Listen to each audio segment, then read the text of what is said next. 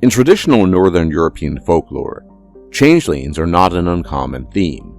They are fey creatures that were known to replace human babies and would display a variety of traits and magical powers, differentiating them from normal humans. Whilst changelings in Exodus have obviously taken their inspiration from the legends and stories of more traditional changelings, they are ultimately something quite different in this science fiction setting. Changelings are, in a somewhat similar fashion to Celestials, genetically modified humans, but that is where the similarity ends. Celestials evolved over fairly long periods of time, through a combination of natural adaptation and self-directed genetic engineering, intentionally genetically engineering themselves into wholly new species, affecting millions or perhaps even billions. They rule over huge swaths of the Centauri cluster, sometimes in the form of empires, and in most cases have existed for countless millennia, having developed their cultures and structures in very specific ways and thus birthing entirely new civilizations. Like Celestials, changelings too were once human and have been genetically modified. However, unlike Celestials, who have voluntarily modified themselves into new species and even new life forms, changelings have been forcibly modified by the Celestials themselves to fulfill a specific purpose, role, or task. Beyond the specific role they are designed for, there is little purpose or reason for changelings to exist beyond what they were modified to do, though there are several instances where, once freed from their bondage, changelings go on to live lives separate from their original purpose and job. There are no changeling empires, for example, or even proper changeling civilizations. For this reason, changelings can have an incredibly wide range of appearances, morphologies, psychologies, and even degrees of intelligence. Different Celestials have created different changelings for different purposes, meaning that changelings vary wildly.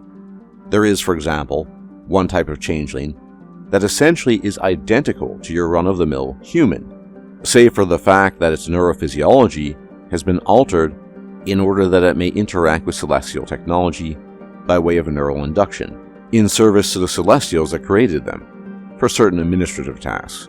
Conversely, you have changelings like the Coven, the slave soldiers of the dream-devouring Marayama Celestials, who are a strange blend of monstrous flesh and machine augmentation that bear very little resemblance to humans, and of course, everything in between exists as well. You have, for example, a type of changeling called the Moaka that are quadrupedal, roughly the size of a small horse, that were specifically created to store memories and remember things. Unfortunately, this has had the consequence that they are often captured, tortured, and killed by humans to produce a unique drug called recall, made from a gland in their brain that allows humans to remember the past with crystal clear accuracy, and it makes the humans feel as if they were actually there again, with perfect recollection. Using it is sometimes referred to as traveling back in time. Then you have the Gath, who are huge hulking humanoids that are 3 meters tall, designed to execute heavy labor, but simultaneously engineered to be passive and non-aggressive. They are highly resilient and can take abuse and hardship, all the while remaining calm and composed.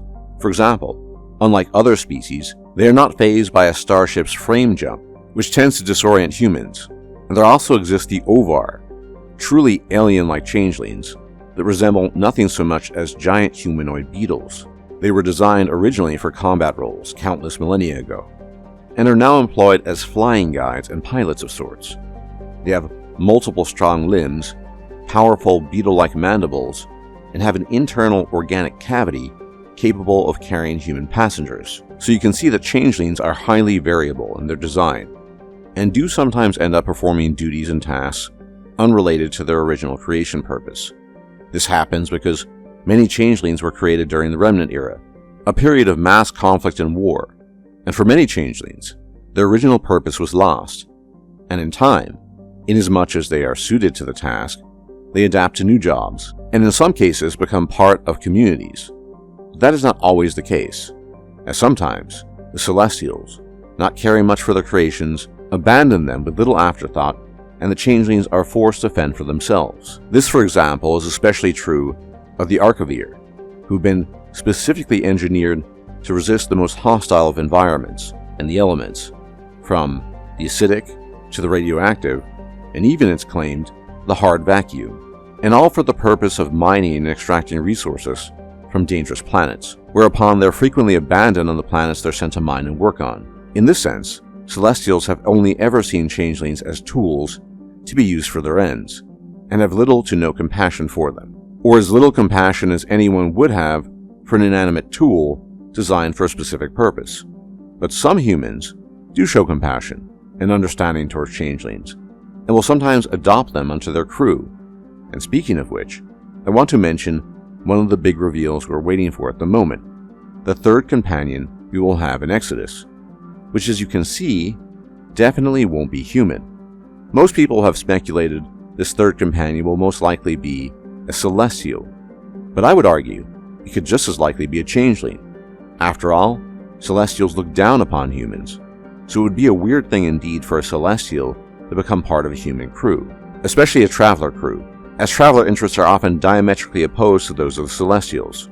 Thus, I find it far more reasonable, or even logical, that a changeling might be the third companion, as they are much more willing to work with humans, and we have evidence of them doing so in the book, and their goals would much more likely align with those of humans, given the Celestial-Changeling relationship is less than stellar. Regardless, changelings are yet another fascinating alien component of the Exodus universe that will almost certainly play an important role in the game, whether as a companion or otherwise. And if you like my content and you like my takes, you can leave a like, comment, share, and subscribe. It's much appreciated, as it really helps out the channel, and I'll check you out next time. Take care.